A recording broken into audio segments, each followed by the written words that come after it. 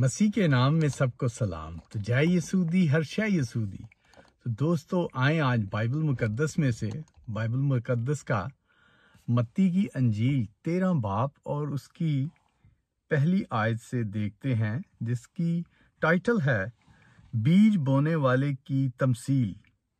تو چلیں آئیں دوستو اس کی تلاوت کرتے ہیں متی 13 باب کی پہلی سے۔ تو آئیں اس کی تلاوت کرتے ہیں۔ اس روز یسوع گھر سے نکل کر جھیل کے کنارے جا بیٹھا، اور اس کے پاس ایسی بڑی بھیڑ جمع ہو گئی کہ وہ کشتی پر چڑھ بیٹھا، اور ساری بھیڑ کنارے پر کھڑی رہی، اور اس نے ان سے بہت سی باتیں تمثیل میں کہیں کہ دیکھو ایک بونے والا بیج بونے نکلا، اور بوتے وقت کچھ دانے راہ کے کنارے گرے، اور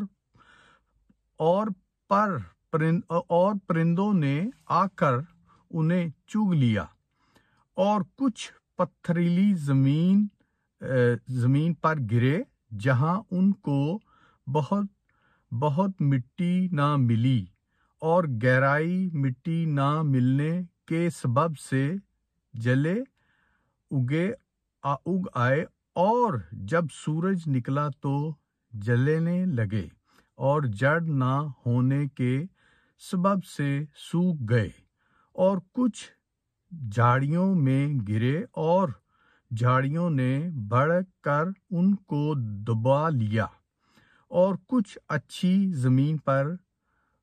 زمین میں گرے اور پھل لائے، کچھ 100 گنا، کچھ 100 گنا، اور کچھ 3 گنا۔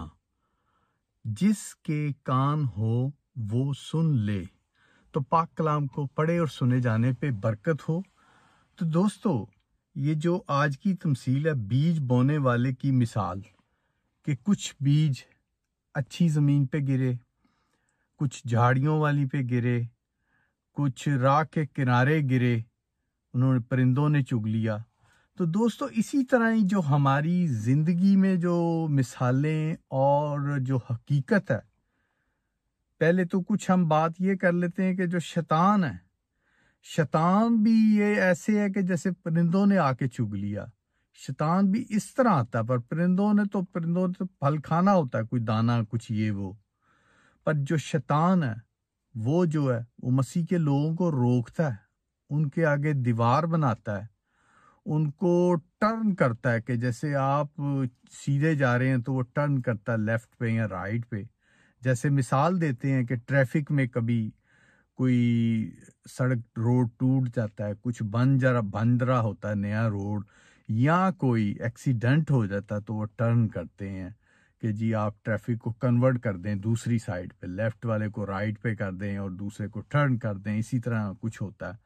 تو دوستو یہ جو مثالیں ہیں کہ جو بیج بونے والے کی مثال، جیسے ہمیں ہمارے ٹیچروں نے، پاسٹروں نے، ایلڈروں نے، خدا کے خادم نے ہمیں تعلیم دی، ہم میں وہ بیج ڈالا، اور دوستو دیکھیں شیطان نے کوشش کی کہ یہ بیج ان سے چرا لیا جائے، ضائع کر لیا جائے، جیسے بیج بونے والے کی مثال ہے۔ پر دیکھیں جو خدا کے پودے جڑ پکڑ لیتے ہیں، جو اچھی زمین میں گرتے ہیں، وہ دوستو وہ سینکڑوں ہزاروں بہت ہی پھل لاتے ہیں۔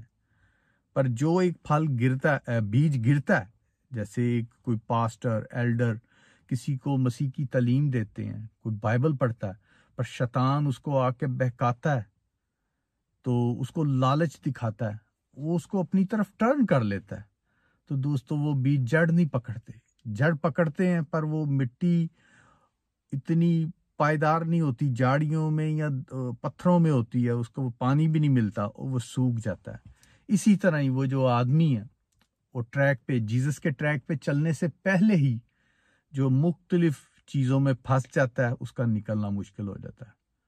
پر اس کو نکالنے والی ایک ہی ہستی ہے، گاڈ، باپ اور بیٹا، گاڈ اور جیزس نکال سکتا ہے۔ کہ جیسے وہ بیج غلط جگہ پہ گرتا بھی ہے، جیزس نکالتا ہے.